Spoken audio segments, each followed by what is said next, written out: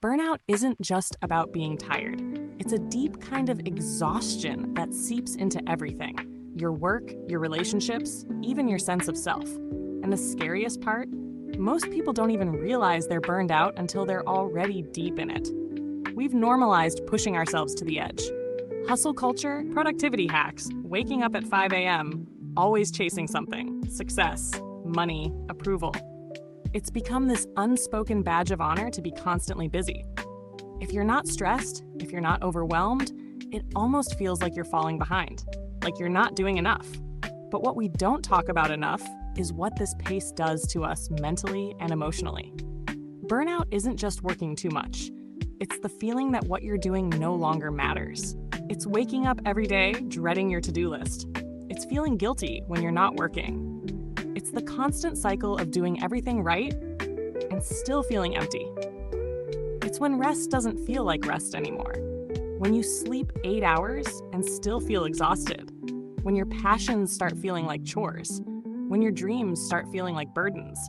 Psychologically, burnout is a response to chronic stress that hasn't been managed. When your mind and body are constantly under pressure without time to recover, your brain starts shutting down emotional responsiveness as a way to cope. That's why burnout often feels like numbness. You're not just tired, you stop caring about your goals, about your relationships, about yourself.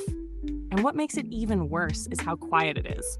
Burnout doesn't scream, it whispers. It tells you to keep going even when you need to stop. It tells you you're lazy for resting. It tells you that if you take a break, everything you've worked for will fall apart. So you keep pushing until something inside you finally breaks. And here's the truth. This isn't sustainable. You can't outrun burnout. You can't discipline your way through it, because burnout isn't a weakness. It's your body and your mind waving a red flag. It's a signal, not a failure.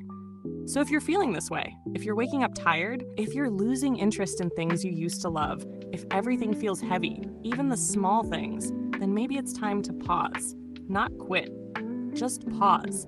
Take a step back and ask yourself, what am I really doing all this for? Who am I trying to prove myself to? Is this life I'm building actually making me feel alive? And I get it.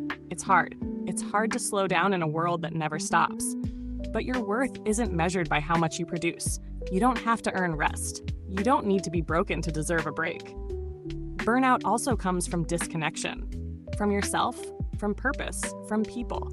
We burn out faster when we feel like we're doing it all alone.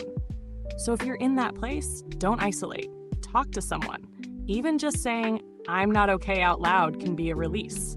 And if you're watching this, maybe this is your reminder that you're allowed to take care of yourself. Not when you reach the finish line. Not when you've earned it. But right now, you don't have to do everything. You don't have to carry it all. Sometimes the most productive thing you can do is rest.